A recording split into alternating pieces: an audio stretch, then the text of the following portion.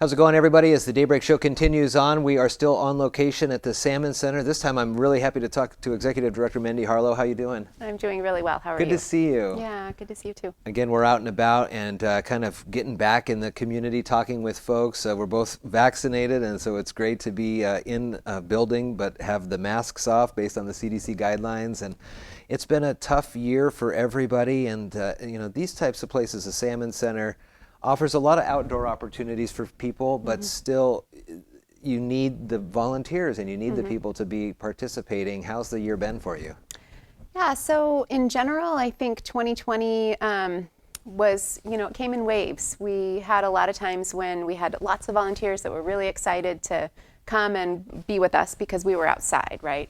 Other times it was a little difficult. As people felt more comfortable getting out and getting around other people, it changed again. So I'm really excited that a lot of our community is deciding to get vaccinated and will be able to come and volunteer and feel like they're in a comfortable space. So when you come down, you turn on Roselle Road there and you start making your way in, what are some of the things that folks can do now, currently? Go walk the trails, go head out on the boardwalk, things like that?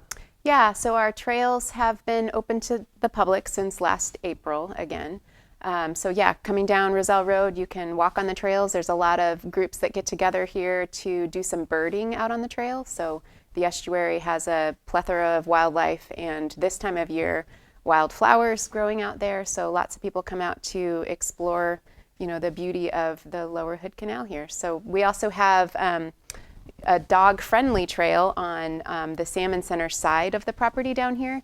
So folks can bring their leashed dogs and walk on the trails over here, whereas on the other side of the road in the estuary, that is an area that is not open to dogs. But bring your dogs as long as you stay on the Salmon Center side.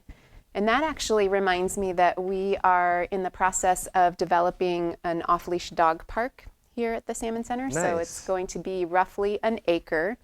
And it'll be fully fenced so that folks can come and let their pooch off leash in the dog park area. So, and we've decided to do that because the North Mason area does not currently have an off-leash dog park.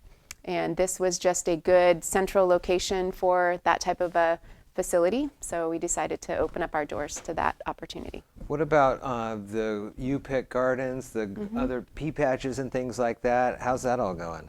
Yeah, great. So we have our UPick Gardens. They will be open on June 10th, I believe.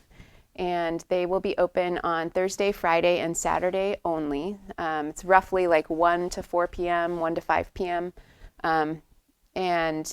We're doing it that scheduled time in order to follow the governor's guidelines on kind of agritourism activities.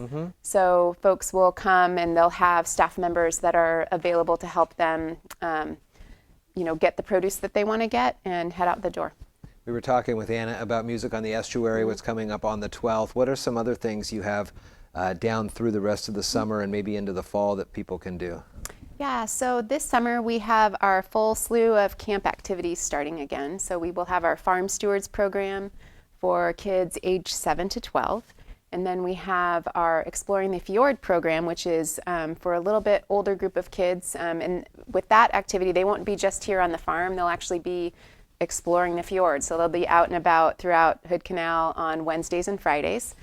Some of those activities include kayaking, or one day they'll actually be on Lady Alderbrook too. So wow. Yeah, we're partnering with Alderbrook Resort on that one. That's very nice. Yeah. And then starting in the fall, we will, of course, have our summer chum run in the Union River, which is right across the property here. And so folks will be able to volunteer to come and check that trap, count the fish, and pass them upstream.